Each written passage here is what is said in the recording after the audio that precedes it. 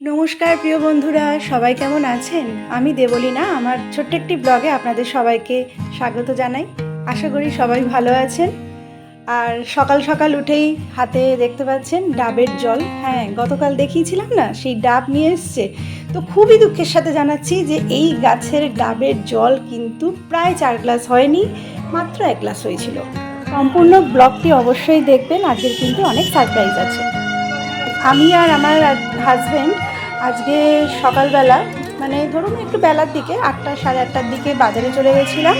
এটা হলো আমাদের ভাদুরার মোড়ের মাথায় যে বাজারটা বসে। তো সেখানে গিয়ে আজকে একটু মাছের বাজারটা ভালোভাবে দেখলাম। তো আজকে মাছই কেনা হয়েছে, মাংস ফ্রিজে আছে অলরেডি। সকালের দিকে এদিকে খুব যানজটময় এলাকা হয়ে থাকে। কলকাতা যাবার সিএসটিসি বাস, তার মধ্যে সেক্টরের গাড়িগুলোও যায়, তারপরে ডায়মন্ড হারবারে বাসও যায়, টোটো অটো, মানে সব মিলিয়ে একটা খুব যানজটময় এলাকা হয়ে থাকে। তার মধ্যে তো বাজার বসেই।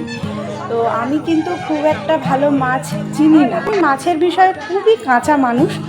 তো তবে যেগুলো চটজলদি চেনা যায় সেগুলোই চিনতে পারি।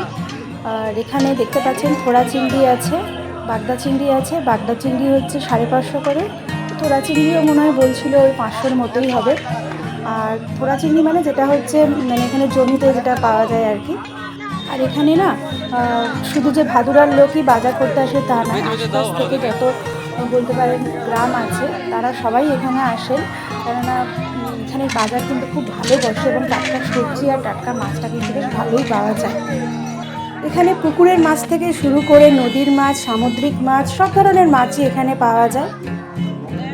এখানে মাছের বাজার ছাড়াও সবজি তো আছেই, তার সাথে আছে ফুল ফলেরও খুব ভালো বাজার বসে। তাছাড়া না গুড় খুব ভালো পাওয়া যায়, জানেন তো, তালের গুড়।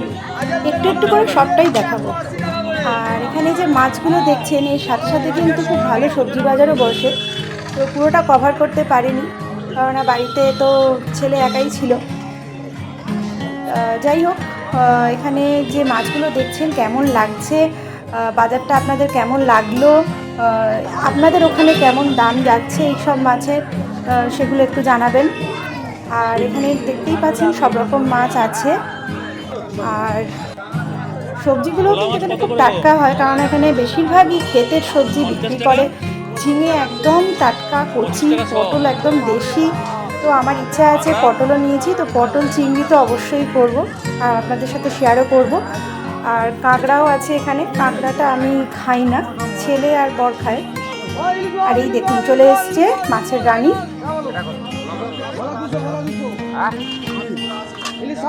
700 করে মাছ কিনলো আর কি, ইলিশ মাছ 700 করে পড়লো। তো দুটো ইলিশ নিয়েছিলাম।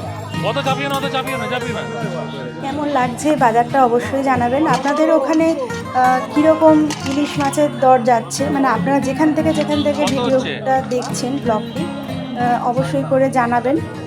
আমাদের ভাদুরার মোড়ে 700, রবিবার দিনকে 700 ছিল। তো এই ইলিশ মাছের সাথে কিন্তু কি ভালো যায় বলুন তো? আমার তো ইলিশ মাছ ভাজা খেতে খুব ভালোবাসি, ইলিশ মাছের টক খেতে খুব ভালোবাসি। সবচেয়ে প্রিয় আমার ইলিশ মাছের টক, কিন্তু একটু আমার নয়, ছেলেরও খুব ভালো লাগে ইলিশ মাছের টক। বর তো আছেই। মাছের বাজারটা কেমন লাগলো জানাবেন, ভালো লাগলে অবশ্যই করে কিন্তু সাবস্ক্রাইব করে রাখবেন আমার চ্যানেলটিকে। চলুন, এবারে আমি মাছটা ভালো করে পরিষ্কার করে নিয়েছি। এদিকে দইটাও রেখে দিয়েছি, সামান্য একটু নুন দিয়েছি এতে। এই যে গাছটা দেখছেন না ঝোপ হয়ে আছে, ওখানে কিন্তু এই কচু পাওয়া যাচ্ছে, মানে কচু তুলে নিয়ে এসছে। কচু তুলে নিয়ে এসে কাটাকুটি সব হয়ে গেল। আমি কি করলাম, মাছের মাথাটা ভালো করে একটু ভেজে নিলাম। কচু শাকটা নুন হলুদ দিয়ে প্রেসার কুকারে ভালো করে সেদ্ধ করে নিলাম, নিয়ে ভালো করে চিপে চিপে জলটা যতটা সম্ভব বার করে নিয়েছিলাম। তারপরে কড়ার মধ্যে গরম তেলে এই মাছটা ভাজা হয়ে গেল। তো মাছটা ভাজার পরে গরম তেলে আমি কালো সর্ষে দিয়ে কচু শাকটাকে দিয়ে ভালো করে নাড়তে থাকলাম। দেখলেন না কীরকম মানে কড়াতে লাগছে না। কচু শাকটা যখন কড়াতে লাগবে না, তখন আমি তার মধ্যে মাছের মাথাগুলো দিয়ে দিলাম। তার মধ্যে আমি গুঁড়ো লঙ্কা, গোলমরিচ, একটু সামান্য নুন, মিষ্টি দিয়ে দিলাম, দিয়ে ভালো করে নেড়ে নেড়ে দেখুন এরকম হয়েছে। তারপরে আবার সর্ষের তেল দিয়ে আমি কিছুক্ষণ গ্যাসটা একদম কমিয়ে চাপা দিয়ে রেখেছিলাম। ব্যাস রেডি আমার কচু শাক। দারুণ খেতে হয়েছিল, জাস্ট ফাটাফাটি। এবারে দইয়ের মধ্যে আমি গোলমরিচ গুঁড়ো, সামান্য একটু নুন, কাশ্মীরি লঙ্কার গুঁড়ো দিয়ে ভালো করে ফেটিয়ে নিলাম। সেটাকে গরম তেলের মধ্যে কালো জিরে ফোড়ন দিয়ে আমি দিয়ে দিলাম। আর ইলিশ মাছ মানে তো কোনো ঝামেলাই নেই, মানে কি ভাজাভুজির অত তো ব্যাপার নেই। হ্যাঁ, একটু ভাজলে ভালো হয়, তবে একদম টাটকা ইলিশ তো আমি কিন্তু আজকে ভাজিনি, মানে এপিটোপিটো জাস্ট মানে ভাজিনি।